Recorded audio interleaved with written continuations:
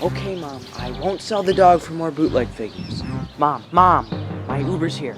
I gotta go, okay?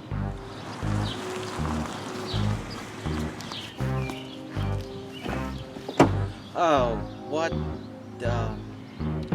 Okay. Alright, I guess I'll sit up here. Hi. Smile.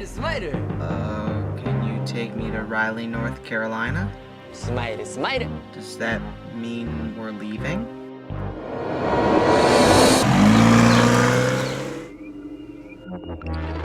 This place doesn't look right. Oh God! It took me to the wrong place.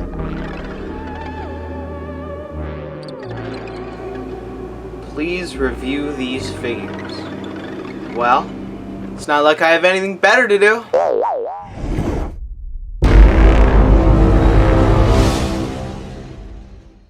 Happy Ultraman Day, fellow kaiju fans. It is I, Godzilla Productions TV, and today I'm going to be reviewing every single one of these Ultraman Trigger vinyl figures. And that is only vinyl figures, so not the Naruto Desi or any sort of Ultra action figure, mostly because Hobby Link Japan only ever decided to ship me this one. But yeah, I'm going to be talking about every single one of these, and there's a lot. How many? I don't know, I'm too lazy to count. And I'm going to be talking about them in different categories.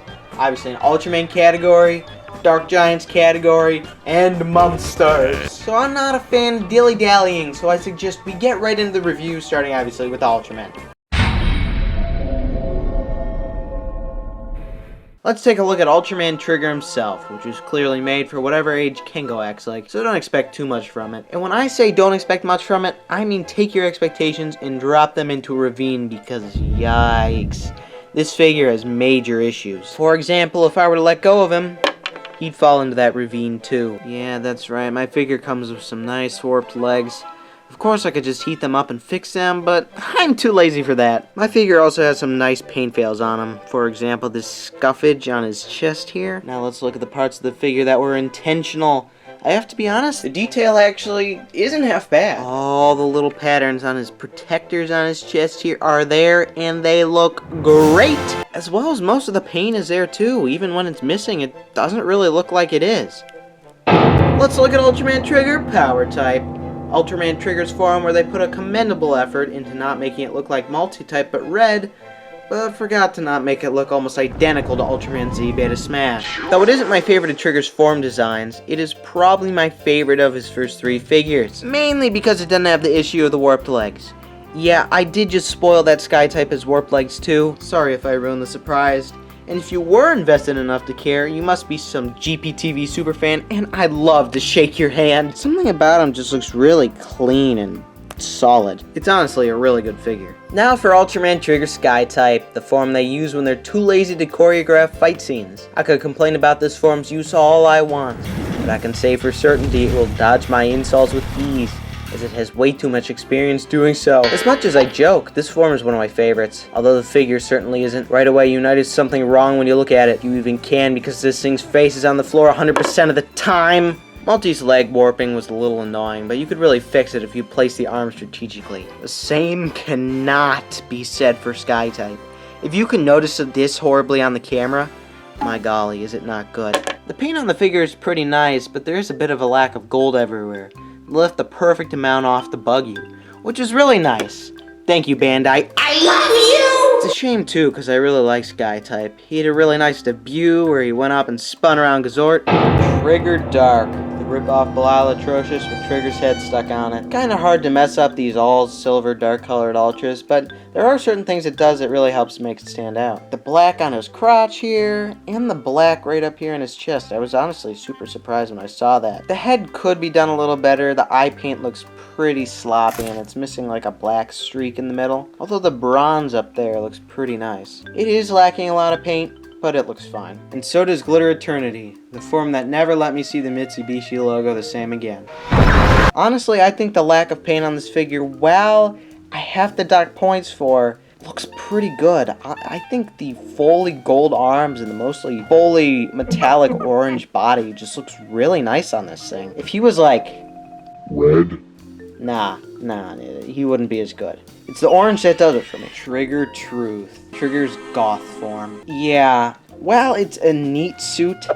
It does not translate well into a figure. They really screwed it up. And my figure has a really weird issue that I don't think I've ever really had on a figure before. One arm is closer to the body than the other. What is going on with that? How did that even happen? But yeah, the missing paint is really apparent on this one. It really stands out, especially down here on the legs. It just does not look good, and is probably the worst figure of all of Trigger's forms.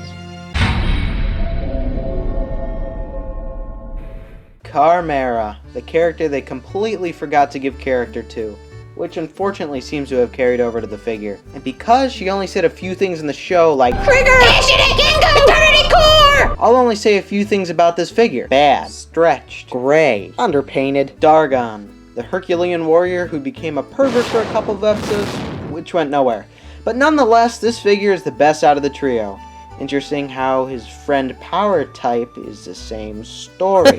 This guy's suit really translated well into a figure. Again, he feels very clean and thick.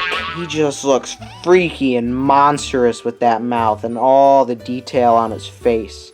My lord, look at that thing. While he is missing a bit of paint, especially right here, he looks fine. You know, he looks pretty good. Just like Glitter Eternity, he looks fine the way he is. Honestly, maybe even better. He would have looked a little too cluttered on a small figure like this. Hudram, my absolute favorite of the trio. In fact, he's my favorite thing from the show. I love his color scheme. The white, blue, and black go together really nicely. I like his dino-like head, his weird mouth, his little sword thing, this lump on his shoulder, his Kira Lloyd-esque design, the style of his attacks, his voice, his theme song, his rage mode that he only appears at sunsets, and most of all, I like that his name and my name both start with H. So of course they neglect the character a ton. Honestly, it's like that with all the Dark Giants. They have a lot of setup for them, but they do nothing but literally stand around and watch. Or if they do something, there's no build-up.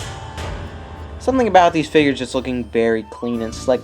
He's missing paint. It's apparent. You know, obviously he's missing blue here, whatever. It's not as obvious, and it doesn't feel like it's as missing as with some of the other figures missing paint. Honestly, I'd say the real biggest flub on this figure is the fact that this just looks too squished. And overall, he looks too thick. You know, where the others had strength in being thick, he's supposed to be a skinny character. I also like that they actually put a little bit of paint on his back for the leg and arm here. I gotta give him points where points are due. Evil Trigger. Now, there's two very strange things about this figure. Number one, why is his chest painted gold here? Now, you may be thinking that's a complaint for this figure, and why? It's supposed to look like that. Well, you're right, it is not a complaint for this figure. Let's compare him to these two fellas.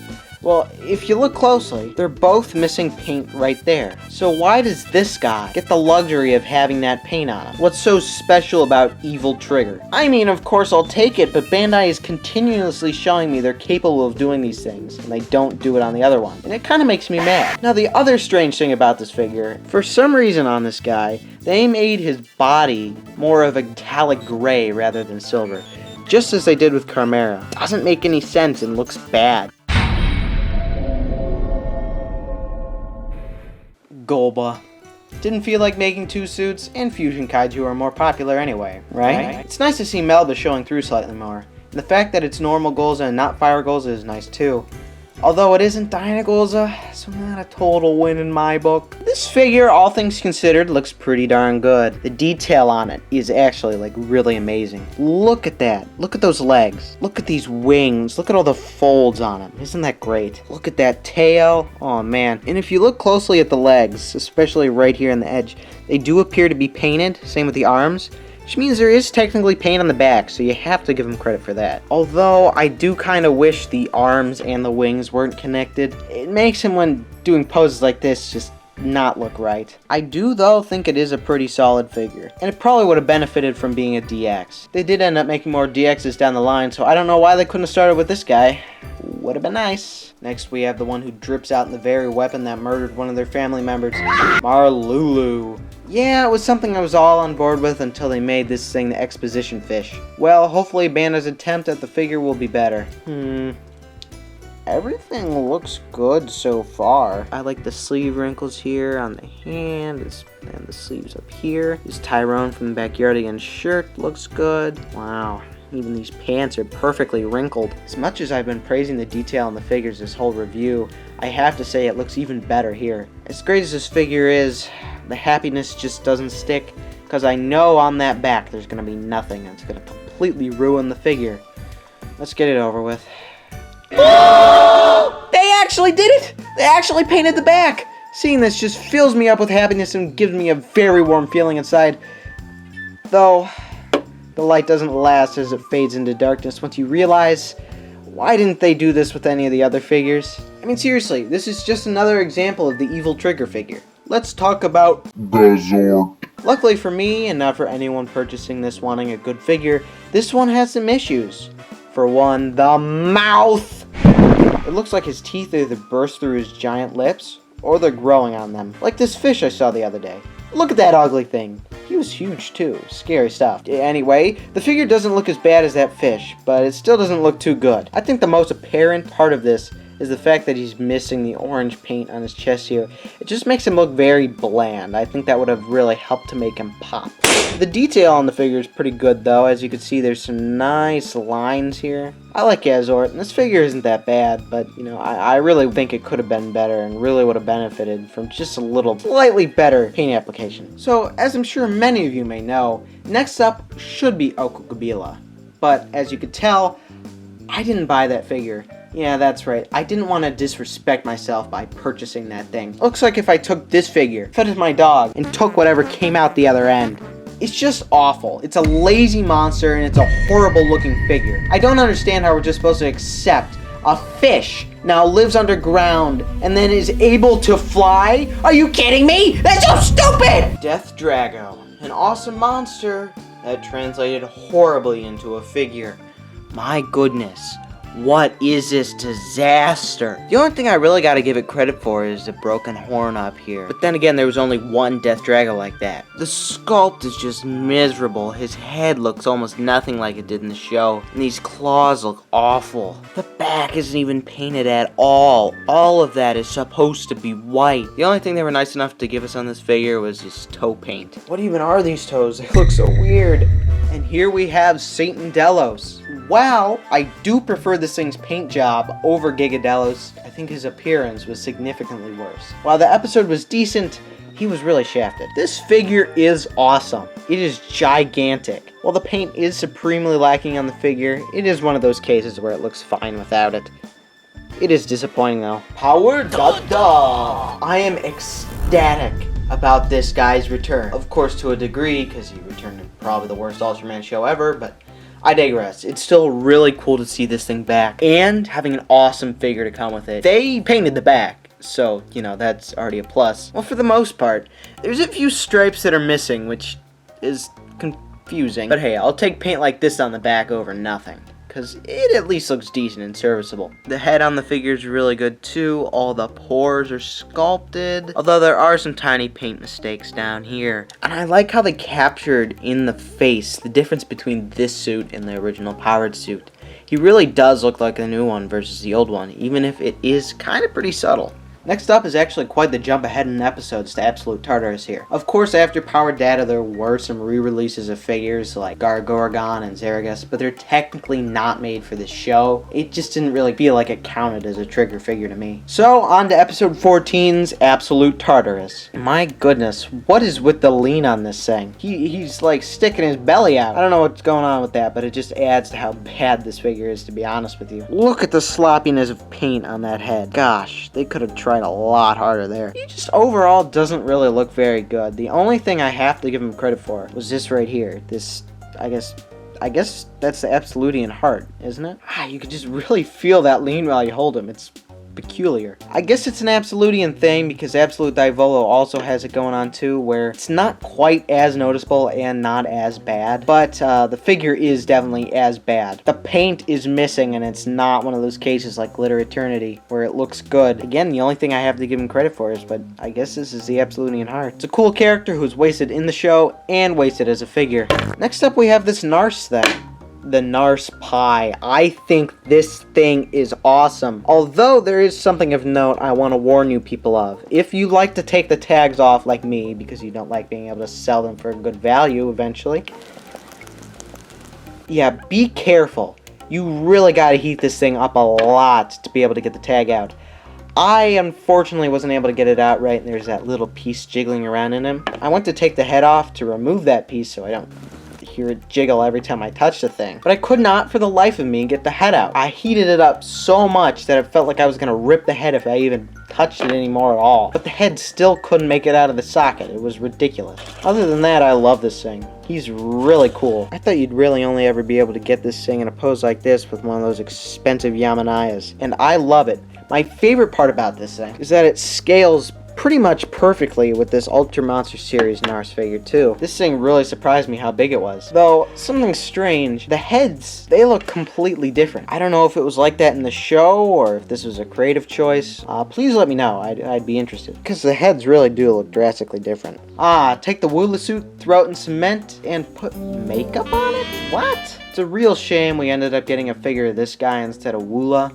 But hey, I'll take it. I still love the monster, and the sculpt on this thing is amazing. Look at that. They even got all his little hook arms, every little nook and cranny all over him. It's incredible. The scales on his tail, all the big huge spikes and the texturing all over them. This figure is amazing in terms of detail. Yeah, it's really lacking in paint. It should have like red stripes all over this chest. I wish they would have put like a red wash there or something. It would have looked perfect. And again, it's a shame we got a figure of the bland version of this suit, but I mean, I'll take it. What we do need is the Chinese bootleggers to do their thing. Put the original paint on this guy and scale him up to be ginormous. Metsu Orochi honestly really surprised me as a figure. It looks really nice. All the red and the blue, it just looks clean, satisfying. Even if there isn't a lot of paint on this thing, it looks pretty complete. Especially on the face there. The detail is great, and the paint is pretty well applied. Except for this horn. I guess I'm just noticing this now. It's not painted all the way down. Yeah, the detail on this thing, again, is really, really good. I think this guy really, really benefits from having good detail. They kind of skimped out on it. Man, just would have looked sad. Especially when taking such a complicated monster as this. I was also surprised by the articulation. The head on it can move? Are you kidding me? That's awesome. Barriguiler. One of the many, many suit reuses in Trigger. And just like Satandelos, I do kind of think this one looks better than the original. Again, it just looks more vibrant and clean on it. The only thing I wish they had done differently, other than, you know, paint the full figure, would be if they turned these chest things to be a little more orange. I think orange and blue would have looked amazing together. Yellow and blue just doesn't really do it for me. Aboras Banila. Holy cow. These things are amazing. Look at the detail on this guy. Good lord, every little crevice is sculpted. They even got suit texturing here on his back. The level of detail is great. Look at that face, looks right out of the show. This whole figure looks right out of the show. The only complaint I have about it is it's incredibly loose. I've never seen a looser tail. Vanilla is phenomenal. Honestly, probably one of the best from this line I have ever seen. Look at the detail on his back. Wow. And on his goofy looking tail. What is going on with his tail? It's always bothered me how freaky looking it looks. Every little lump and speck all over his big belly looks amazing. That piggy face. Oh boy, look at it. It's so good. Seriously, these guys are from the original Ultraman, so even if you don't like Trigger, I'd totally recommend picking these up. Mecha Musashin. This figure looks great. Look at the detail and paint on that face. This silver they got there is really looking good. The only complaint I have is I wish the hair was a different color than the face. It kind of blends together, and I think it really would have benefited from that. Also, the turn at this waist really messes up the look of the hair, and it looks awful. I really wish they would have found a way around that. Other than that, it's one of those figures where it's kind of hard to mess up. So I think it's a pretty solid release. Next up is something that left me absolutely stunned and beyond happy when it was revealed. Not the monster itself, but the fact that it was a DX figure. Yes, Megalothor. It's awesome. I couldn't be happier. I really couldn't. that they made another DX figure. The DX line, oh my god, it's so cool. The new gen monsters are absolutely always phenomenal. The new gen monsters really benefit from being big figures because they just are so complicated and so cool, honestly. I am really glad that they're bringing it back. A DX Destrudos would have blown my mind. Thank goodness for those Chinese bootleggers, even if it does look a little, bad. But enough about other figures, let's talk about this one. The detail, again, with these things is amazing. I especially like these hands. What the heck is going on with that pose? It looks freaky. The only complaint that I have is that the paint is horribly inaccurate. But it's a DX figure, so I can't really complain. And the only thing to make me happier than one DX figure was two. And one that is the size of my head. This thing is ginormous. And it looks phenomenal. It couldn't be cooler. Again, the detail on this thing is impeccable. I can't tell if I like or not that the claws are in different poses, but something that I found very interesting is you can actually move this top part of the claw if you really wanted to. It's hard to do, but you can do it. And the tentacles being able to move, these things being able to move, it just has a lot of articulation on it too. I like having it in this pose just because it shows off the tentacles and this upper part of the body. You're very likely to receive the figure like this. So I like to pose it like this. While it is lacking in paint, I think the biggest thing missing from this figure is its mobility scooter. What's going on with that? Alright, and that was my review of every single one of the Ultraman Trigger figures that I own, of course. There's obviously some stinkers, there's some gems, and some awesomeness like the DX figures. I only suggest getting the figures if you really like the character. You know, they're $4, it doesn't really hurt. I wouldn't bother getting them all like this unless you really love Ultraman Trigger. I'm not the kind of guy who's a completionist. I just so happen to get all these just cause. I don't really know why I got all of them. Yeah, I definitely recommend getting the DX figures. Even if you don't really like the monsters too much, I feel it's worth the $30 or whatever. So yeah, don't forget to like, comment, subscribe, and stay tuned for my Ultraman Trigger review coming out later today. This has been Godzilla Productions TV, and I'm signing off.